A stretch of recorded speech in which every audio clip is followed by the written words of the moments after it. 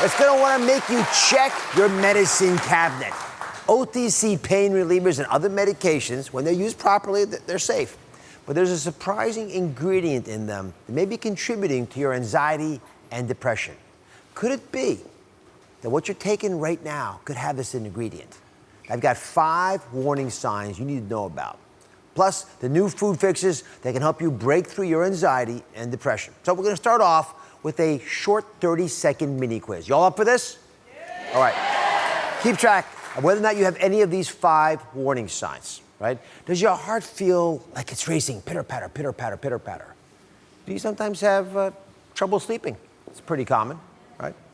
How about an upset stomach once in a while? Yeah. You feel jittery? Like, you need to be all over the place. You can't quite get comfortable. A lot of heads nodding there. And what about headaches? Headaches, especially in the morning, right?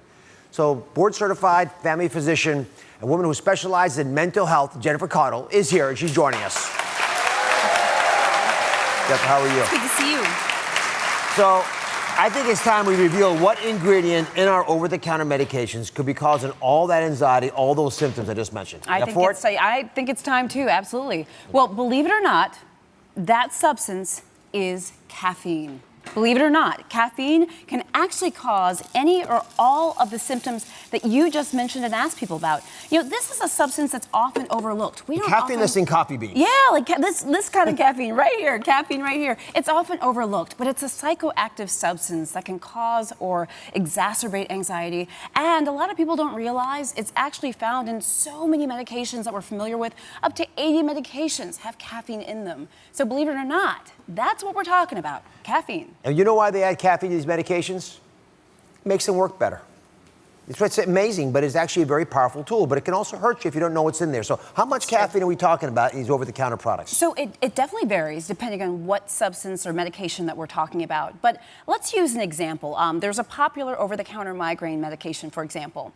If we take that medication in maximum amounts, it actually has the equivalent of 5 cups of coffee in terms of caffeine in that medication. Yeah, and a lot of people... Just that dose? That dose, maximum amount, it's the equivalent caffeine as 5 cups of coffee, which is really, it kind of blows your mind, I think. Blows my mind. Do the caffeine calculus for me. Help me understand how concerning this could be over the course of a day. So the caffeine calculus is really this idea that we've got to do the math. If we're taking an over-the-counter medication, or any medication for that matter with caffeine in it, but then we get our latte, our cappuccino, et cetera, we may not be keeping track of the amount of caffeine we're taking in, and we could really be getting into risky territory. We know that too much caffeine can cause anxiety, it can cause other symptoms, it can interact with other medications. So this caffeine calculus is the idea that we've got to keep track. We've got to do the math and keep up with it. Sergine is joining us. Sergine actually told me, how are you? Welcome. Good, how are you? How are you? So you watched me walk the gauntlet with those 5 key symptoms of anxiety.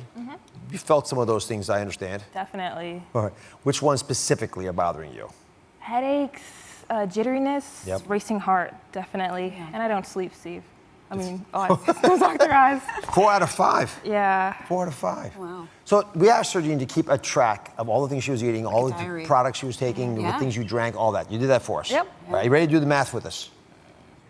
Let's go fun. So we're going to add it up, huh? Come on over. We're going to do the math together. This is how everyone at home should do their caffeine calculus. Right? Very simple, easy to figure out how much caffeine you've ingested over the course of the day. So let's say you've got migraine headaches. Right? Have you ever had a migraine? Every day. Every day? Every day. Yeah. Oh, my goodness. Wow. So you took 2 pills like you normally do. Yep. We looked into it, and it turns out there's about 130 milligrams of caffeine. 130 milligrams of caffeine is like 2.5 cups of coffee, right? Then you actually stop on your way to work and you get a cup of coffee, right? Which in your case has to be a more powerful one, so it's 100 milligrams of coffee. Then a couple hours later, you end up with more of the migraine headaches, 2 more of these little pills, 130 milligrams extra. Then you decide, you want a grande latte. Why not? Right? Tastes so good, doesn't it? Buttery in your mouth, gives you a little extra energy surge. You know. Right. Is this sounding familiar? Is this, it sounds familiar. 150 milligrams here, a soda pop. Even if it's a diet soda pop without the sugar, still has the caffeine in it, right? That's about 42 milligrams.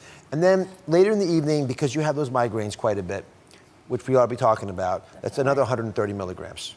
Right. If you add all this together, you end up taking 682 milligrams of caffeine. You know what that is? And that's one day. Yeah, that's one day. One day. We usually tell people to try to stay under 200 milligrams of caffeine. Right? Again, that's 3 cups of coffee, in that range somewhere. Right? That's the amount that experts say can cause enough of an anxiety that you'll be symptomatic from it. In fact, you'll get headache withdrawal from that. You'll get jitteriness. You'll get the palpitations. You'll get the sleep problems. You have stomach. You get it all. The gauntlet. Familiar. Right. So when I see that much caffeine, it does shock me. Are you surprised? Yeah, the medicine. I did not know the medicine had so much caffeine in it. But the oh man, I had no idea. All right, well, that's why we're doing this together. You're not alone. So That's horrible. explain what all this caffeine does to our bodies. Yeah, so when we take in caffeine, it really affects the nervous system. And we first start by, we have to absorb the caffeine in our stomach. So the gut absorbs the caffeine. That's the first thing that happens. It travels all over the body, but in particular to the brain. And the brain then sends down signals. It sends signals down to the heart. It tells the heart to beat faster.